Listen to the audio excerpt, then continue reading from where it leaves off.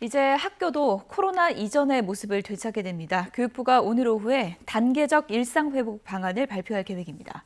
수도권에서도 전면 등교가 허용돼서 학교 교육 정상화에 대한 기대감도 있지만 청소년층의 접종률이 낮아서 걱정된다는 의견도 있습니다. 고등학교에 취재기자 나가 있는데요. 연결해서 알아보겠습니다. 정현우 기자. 네, 서울 마포구 숭문고등학교에 나와 있습니다. 네, 지금 수도권의 경우에는 거리두기 4단계여서 등교에 제한이 있는데요. 전면 등교에 대한 기대감도 높아지고 있다고요. 네, 그렇습니다. 일단 이곳 고등학교에 등교한 인원은 1학년 학생 150명 정도뿐입니다. 수능을 앞두고서 감염이 걱정돼서 학교 측이 등교를 정지한 고3 학생들은 나오지 않았고 고등학교 2학년 학생들은 원격 수업을 받고 있습니다. 이렇다 보니 남자 고등학교에서 느껴질 법한 복도의 떠들썩한 모습이나 분위기는 좀처럼 느껴지지 않는데요.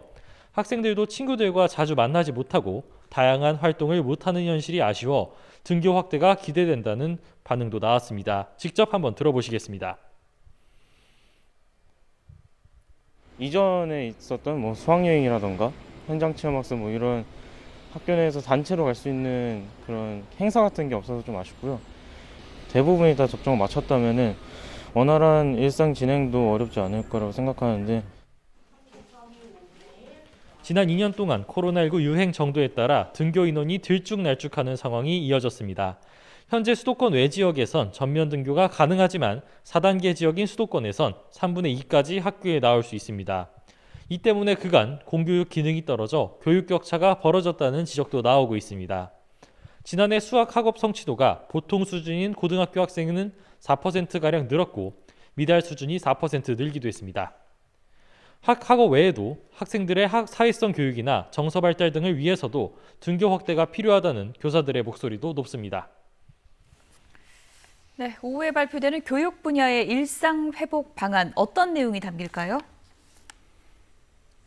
네, 앞서 유은혜 교육부 장관은 단계적으로 등교 인원을 확대하겠다는 방침을 밝힌 바가 있습니다. 일단 비수도권에선 현재 전면 등교가 가능하고 3분의 2 정도가 등교를 가능한 수도권에서 어떻게 될지가 관건으로 보이는데요.